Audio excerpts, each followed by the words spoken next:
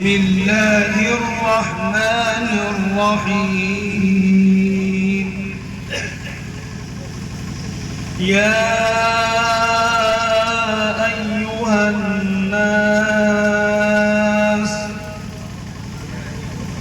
قد جاءتكم موعظة من ربكم وشفاء لما في الصدور وهدى ورحمة للمؤمنين قل بفضل الله وبرحمته فبذلك فليفرحوا هو خير مما يجمعون. وقال في موضع آخر أعوذ بالله من الشيطان الرجيم إنا نحن نزلنا الذكر وإنا له لحافظون.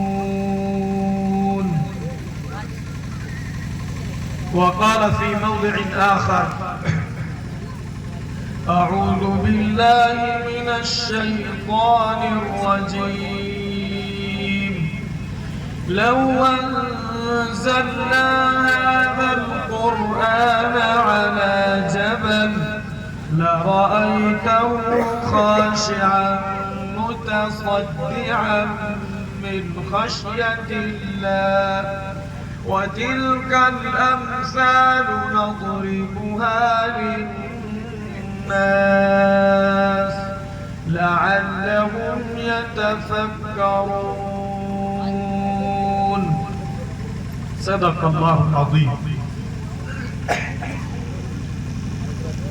محترم بزرگوں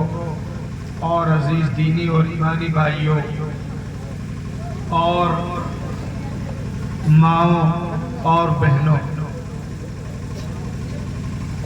یہ جو جلسہ ہے ایک بہت بڑا المیہ یہ ہے کہ جلسہ جو ہے وہ ہم نے ایک فارمیلٹی سمجھا، ایک رسم، ایک رواج، اور جس کا نتیجہ یہ دکھتا ہے کہ ایک آدمی بیٹھ کر اللہ اور اس کے رسول اور دین اور شریعت اور قرآن اور حدیث ساری چیزیں سنتا ہے اور اس کے بعد پھر اس کی زندگی جو ہے اس میں کسی قسم کی کوئی تبدیلی، کوئی چینجنگ اور کوئی بدلاؤ نہیں ہوتا. وجہ کیا ہے؟ پہنا دیں میں نے پہنا دیں. وجہ کیا ہے؟ یہ بات خوب اچھی طرح سمجھ لینی چاہیے اور بنیادی وجہ بھی یہی کہ انسان کی جو اندر جانے والے لقمے، اندر جانے والی غذا، کھان پان ہے، بزنس، کاروبار ہے، اگر ہماری کمائی میں، ہماری اولاد کی زندگیوں میں، ہمارے گھروں میں حرام کمائی سے ہمارے اندر غذا جا رہی ہے، تقریر پر تقریر کیجئے، پورا قرآن سنا ڈالیے، پوری حدیثیں سنا ڈالیے، لیکن اس گندی کمائی کے نتیجے میں گندا خون جو انسان کے جسم میں گردش کر رہا ہے، اس کی وجہ سے کبھی اس کی زندگی میں بدلاؤ نہیں. آج ہمیں شکوہ، ہمیں شکایت کہ ہمارے بچے ہماری بات نہیں مانتے، ہماری اولاد ہماری بات نہیں مانتی۔ میرے عزیز و بزرگوں دوستوں، اگر حرام کمائی کے لقمے ہمارے بچوں کے شکم اور پیٹ میں گئے اور اس سے غلط اور گندا خون پروان چڑھائے تو یاد رکھیے نہ اس کی زندگی میں اطاعت آئے گی، نہ اس کی زندگی میں فرما برداری آئے گی، نہ اس کی زندگی میں تقویٰ آئے گا، نہ اس کی زندگی کے اندر للہیت آئے گی، اور پھر وہی اولاد اپنے باپ کو ستانے کا اور اپنے باپ کو پریشان کرنے کا سبب بنے گا، اس لیے کہ ہم نے جو اس کی تربیت کی ہے وہ گندے مال سے کی۔ پاکیزہ کمائی ہوتی، قرآن میں نبیوں سے بھی کہا گیا اور مومنوں سے بھی کہا گیا، فرمایا گیا یا ایھا الذین آمنوا کلوا من الطیبات، کہ اے وہ لوگوں جو ایمان لائے پاکیزہ کھائیے، صاف ستھرا کھائیے، بہترین کھائیے، اور آگے نبیوں سے بھی فرمایا گیا یا ایھا الرسل کلوا من الطیبات، یہ پیغمبروں پاکیزہ ترین غذا کھائیے۔ آگے فرمایا جب غذا پاکیزہ ہوگی، جب لقمے پاکیزہ ہوں گے، جب لقمے حلال کے ہوں گے،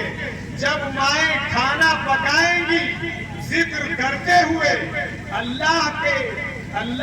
سے اپنے گناہوں پر استغفار کرتے ہوئے، اللہ کی تسبیح پڑھتے ہوئے، تو پھر ان بچوں کے شکم میں جو غذا جائے گی وہ ان کو اپنے وقت کا ولی اللہ بنا، وہ ان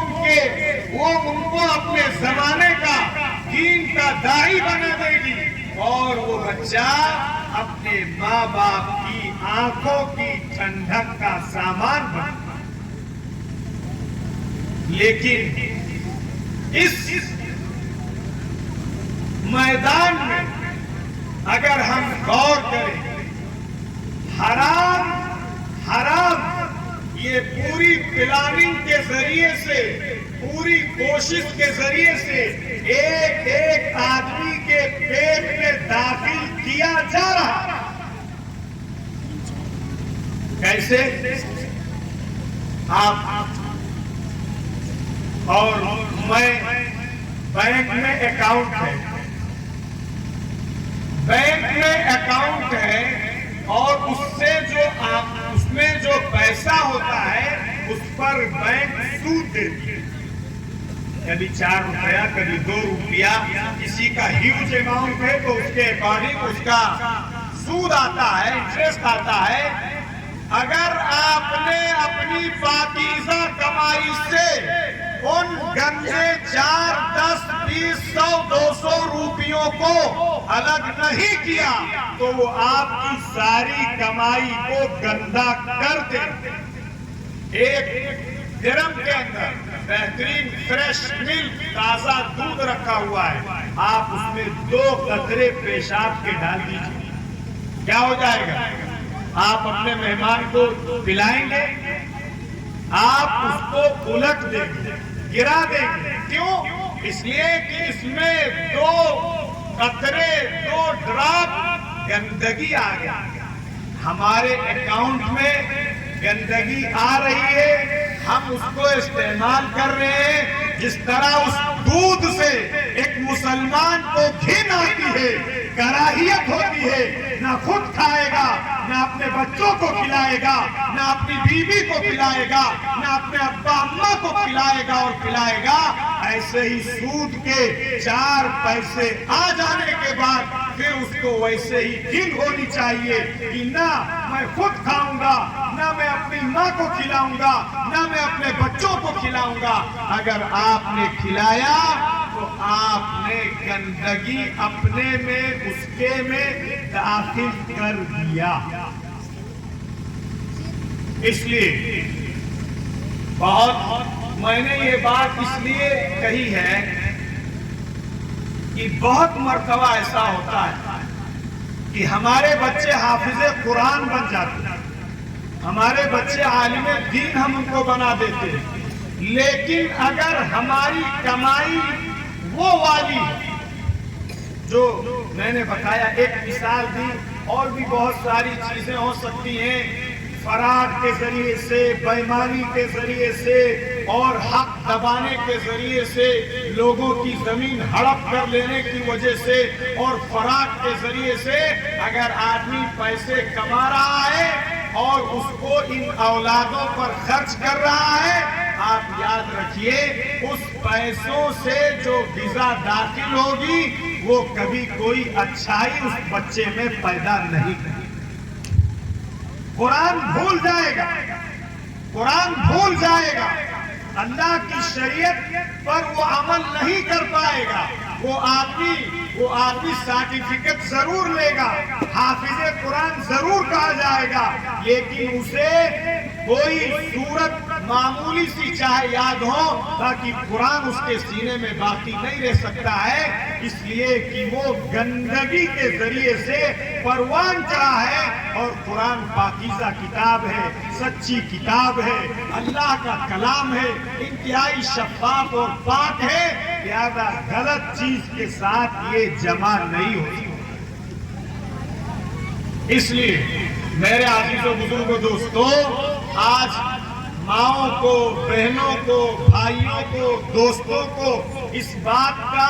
بڑا دکھ رہتا ہے کہ کیا بتائیں مولانا صاحب، نماز میں کھڑے ہوتے ہیں لیکن دل نہیں لگتا ہے، نماز میں کھڑے ہوتے ہیں لیکن خیالات گندے آنے لگتے ہیں، نماز میں کھڑے ہوتے ہیں لیکن کنسنٹریشن باقی نہیں رہتا ہے۔ ریزن کیا ہے؟ ریزن یہ ہے کہ کمائی جب گندی ہوگی، خون گندا ہوگا، بدن میں دوڑنے والا خون گندا ہوگا، نجس ہوگا، آلودہ ہوگا، حرام سے پروان چڑھا ہوگا، تو کبھی خیالات پاکیزہ نہیں ہو سکتے۔ یہ سب کے ساتھ المیہ، یہ اس وقت کا بڑا المیہ۔ ہماری معاشرت سدھر جائے، ہمارا گاؤں سدھر جائے، ہمارا محلہ سدھر جائے، ہمارا علاقہ سدھر جائے، ہمارا ضلع سدھر جائے، جگہ جگہ پہ اصلاح معاشرہ کے پروگرام، سماج سدھار کے پروگرام اور دستار بندی کے پروگرام، سارے پروگرام ہو رہے ہیں، لیکن دین میں، اسلام میں، مسجد میں،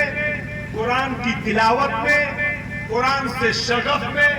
قرآن سے تعلق میں، قرآن سے اپنے آپ کو جوڑنے میں کیا کوئی اضافہ دکھتا ہے؟ نوبت تو یہاں تک پہنچ گئی، بہت افسوس کے ساتھ کہنا پڑتا ہے کہ ہمارے یہ پروگرام 12 بجے رات تک، 1 بجے رات تک ہوتے ہیں، اور ان پروگرام کی وجہ سے میرے عزیز و بزرگوں دوستو، جو نماز کا پابند آدمی ہوتا ہے اس دن اس کی نماز بھی چھوٹ جاتی ہے۔ یہ ہو رہا آدمی اور ہم نے اور آپ نے یہ ایک رواج بنا لیا۔ جب نماز چھوٹ جائے کوئی بات نہیں، اور دین چھوٹ جائے کوئی بات نہیں، لیکن پروگرام چلے گا کئی بجے تک؟ ارے بولیے، 12 بجے رات تک، 1 بجے رات تک۔ جو آدمی 1 بجے رات کو سوئے گا وہ 4 بجے 5 بجے اٹھ پائے گا؟ اس لیے میرے عزیز و بزرگوں دوستو، پہلی بنیادی چیز، ہر آدمی اس بات کی کوشش کرے کہ ہمارے گھر کے اندر حرام کا کوئی لقمہ کسی طریقے سے نہ داخل ہونے پائے، نہ ہمارے پیٹ میں داخل ہو، نہ ہمارے بچوں کے پیٹ میں داخل ہو، نہ ہماری بیوی کے پیٹ میں داخل ہو، نہ ہمارے ماں اور باپ کے پیٹ میں داخل ہو۔ اگر ہم نے صرف ایک کام یہ کر لیا، اپنے آپ کو حرام لقموں سے بچا لیا، اپنے آپ کو حرام کمائی سے بچا لیا، اپنے آپ کو الٹے سیدھے کاموں کی کمائی سے بچا لیا، آپ یاد رکھیے خدا آپ کے دل میں سکون اور آپ کی نماز میں دھیان صرف اسی عمل سے پیدا کرے۔ ایک بات، لہذا حافظ کی بھی ذمہ داری ہے، مولوی کی بھی ذمہ داری ہے، عالم صاحب اور مفتی صاحب کی ذمہ داری ہے کہ وہ اس بات کی کوشش کرے کہ اس کے پیٹ میں کسی قسم کا کوئی حرام مال اور حرام لقمہ داخل نہ ہونے پائے، ورنہ وہ لقمہ پھر اس کے اندر ظلمت پیدا کرے گا اور وہ ظلمت پھر اس کو نافرمانی پر آمادہ کرے گی، وہ ظلمت پھر اس کو اللہ کے احکامات سے سرتابی پر آمادہ کرے گی۔ اس لیے پہلی کوشش ہم حافظ قرآن کی، ہم علماء دین کی اور جن بچوں نے قرآن حفظ کیا ان کی یہ پہلی ذمہ داری ہے کہ ہم ان چیزوں سے پورے طور پہ اجتناب کریں۔